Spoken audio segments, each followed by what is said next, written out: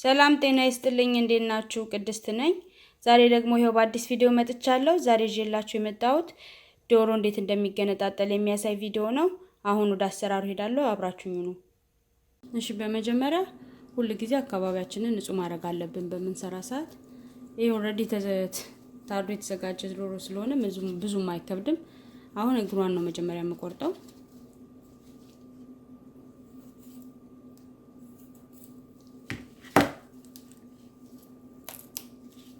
ለመቁረጥ ችግር የለውም። እንዲህ ስታረጉ ምልክት አለው እዚህ ጋርና እሱ ላይ ነው መቁረጥ ያለብን ስንቆርጥ ሁሉ ጊዜ።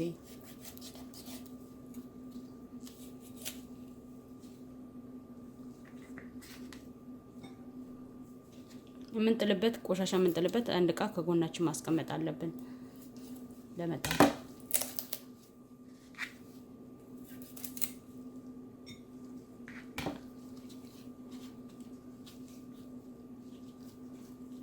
ቀጥሎ ይሄንን ነው የምቆርጠው።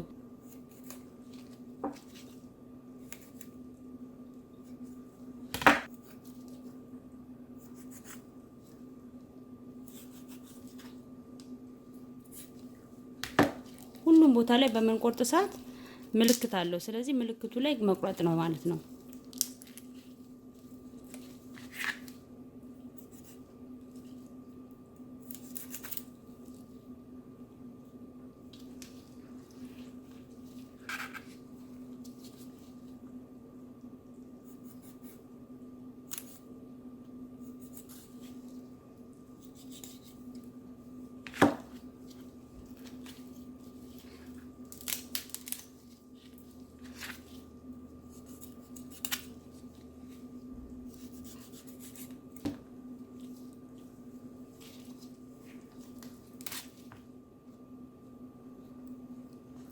ቀጥሎ እንግዲህ የምናደርገው ቆዳውን ማውጣት ነው።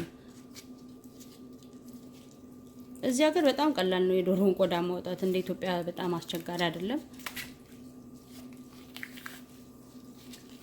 ኢትዮጵያ ቢሆን አቃጥለን በሳት ምናምን ነው የምናወልቀው።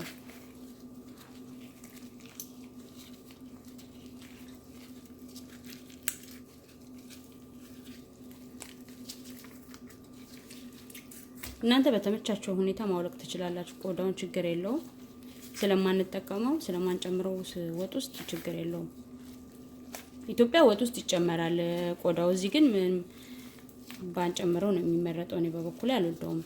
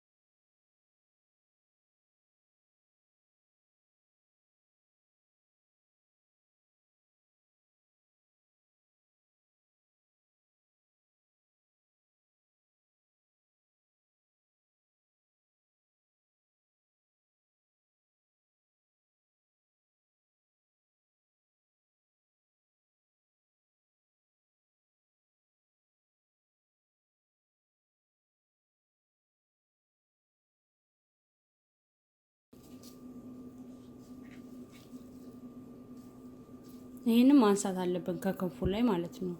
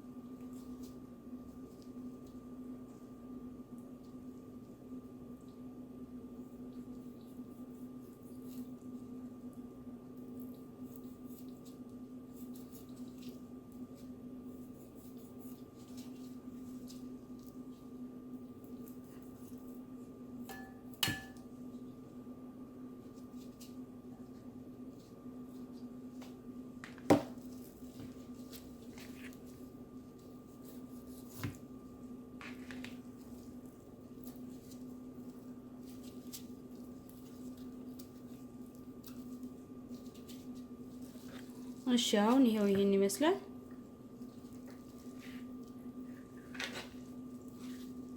በመቀጠል ደግሞ ይሄን እናውጣዋለሁ ክንፉን ማለት ነው።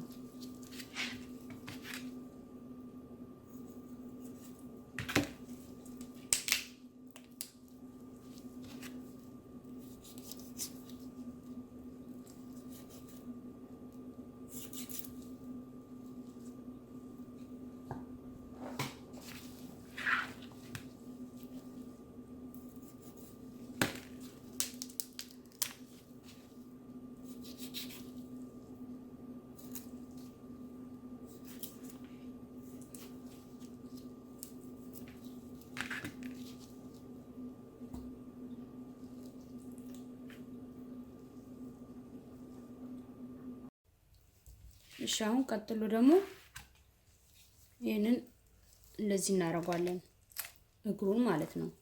እንዲህ ስናደርገው ይሄ እዚህ ጋር የምታዩት ይወጣል። በዚህኛውም ሳይድ እንደዛ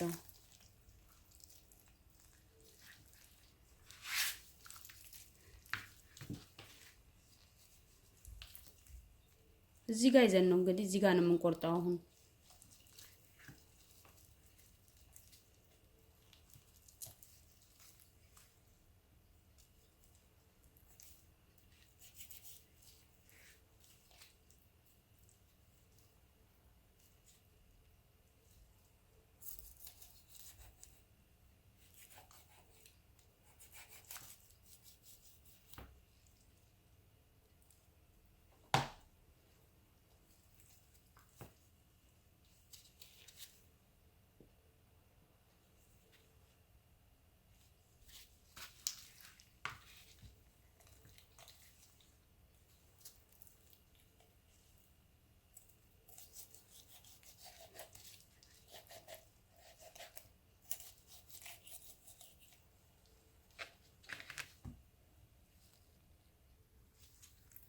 አሁን አንገቱን ቆርጧል።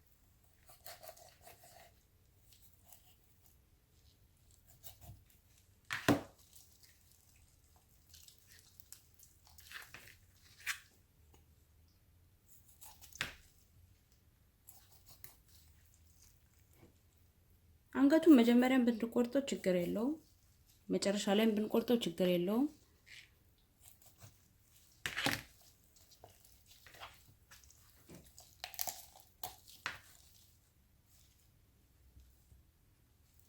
አሁን መላላጫውን ነው የምናወጣው።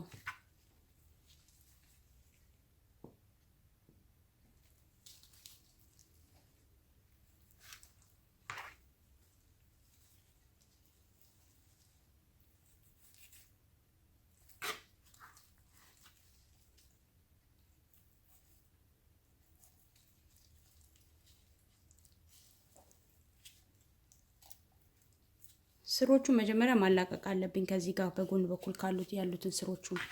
ከዛ በኋላ እዚህ ጋር ነው የምንቆርጠው። መተጣጠፊያውን ፈልገን እሱ ላይ ነው መቁረጥ ያለብን።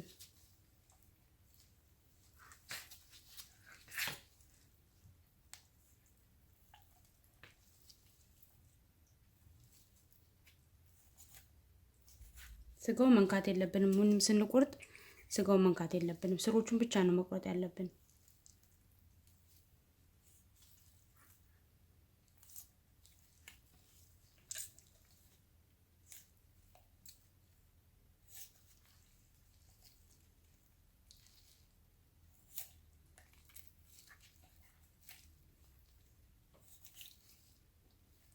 ብዙ ስር ነው ያለው እዚህ ጋር።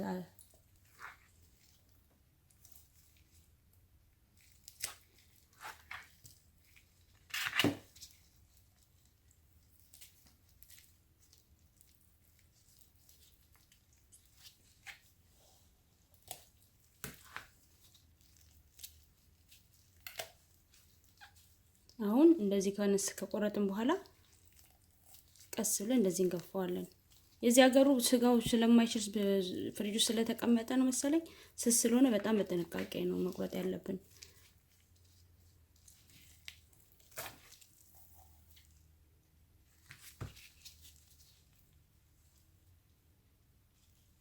ይሄ መላላጫው ነው።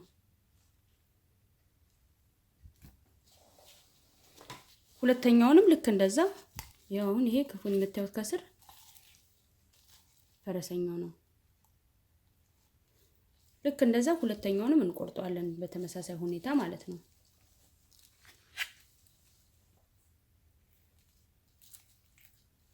በጣም መጠንቀቅ አለብን። ስጋውን ሳንነካ መሆን አለበት።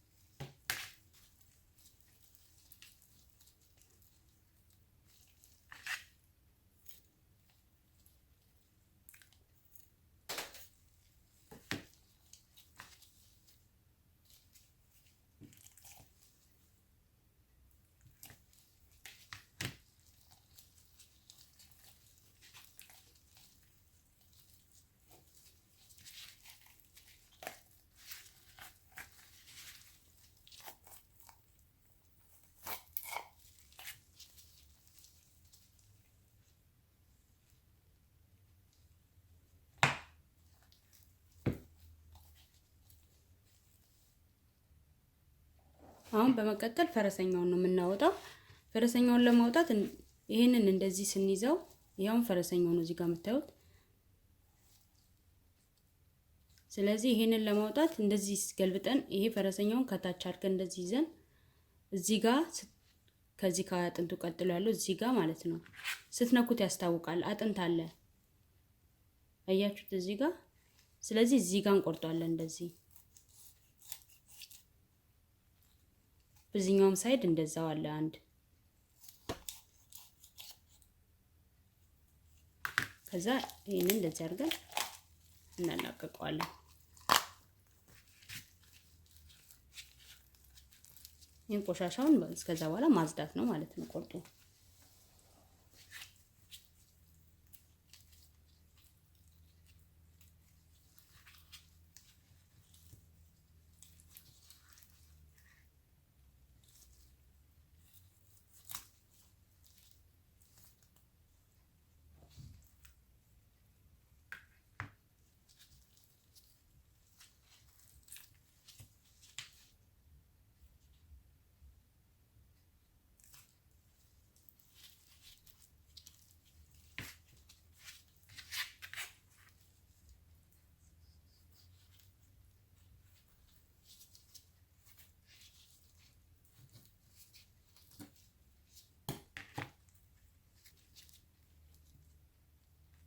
በመቀጠል ደግሞ ይሄንን እዚህ ጋር እና እዚህ ጋር ቆርጠን እናውጣለን።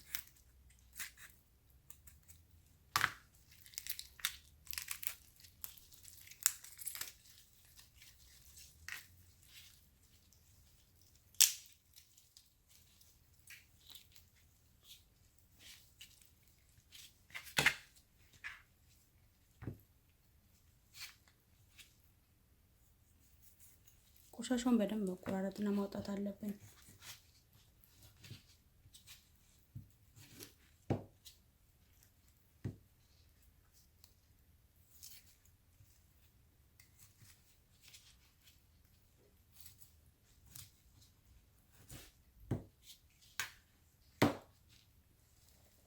አሁን እዚህ ጋር ስንቆርጠው እቺ ትንሽዬዋ አጥንት ከዚህ ጋር አለች ትወጣለች።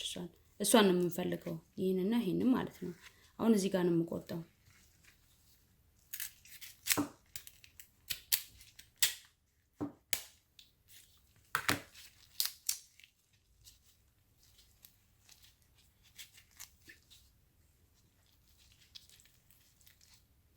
ቆሻሻውን በደንብ ማውጣት አለብን ስናጥብ።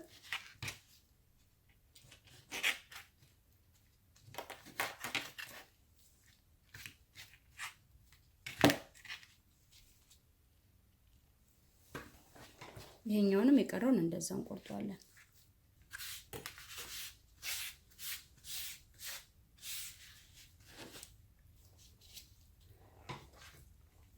ቀጣዩ ስራ የሚሆነው ይሄንን ማላቀቅ ነው። ይሄኛው ለብቻው እንደዚህ ይቆረጣል። ይሄኛውም እንደዛው ይቆረጣል። ያው እንደነገርኳችሁ እንደዚህ አድርገን ምልክቱን መፈለግ አለብን ለመቁረጥ።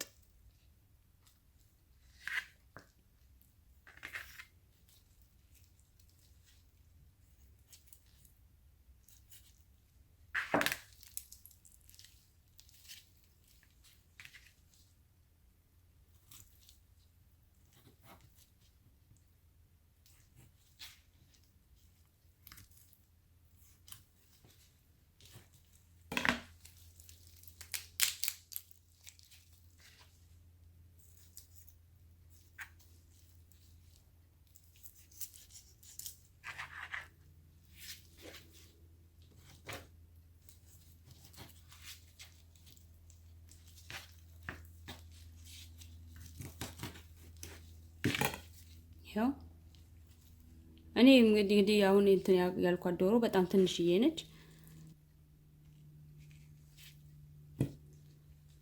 ያው የሁለተኛውንም እንደዛው በተመሳሳዩ መልክ መቁረጥ ነው።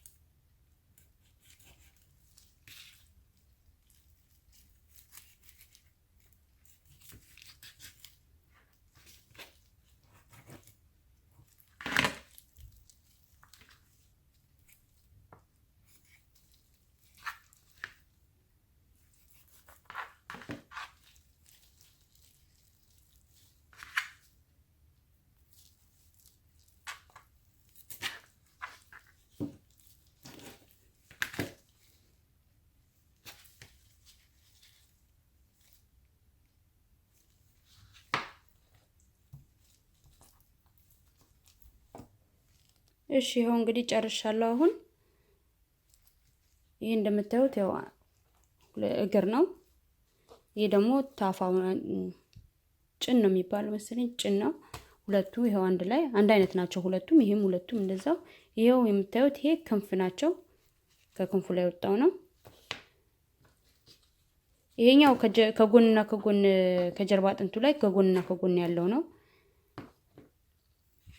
ይሄ የምታዩት መላላጫ ነው።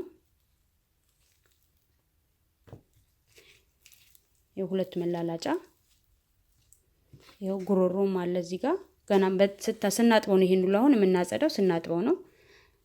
ይሄው ፈረሰኛ ነው። መቋደሻ የለውም፣ ምክንያቱም ዶሮ ሲመጣ ራሱ መቋደሻውን አውጥተው ነው ውስጡን ያለውን ነገር አውጥተው ስለሆነ የሚያመጡት። መቋደሻ የለውም።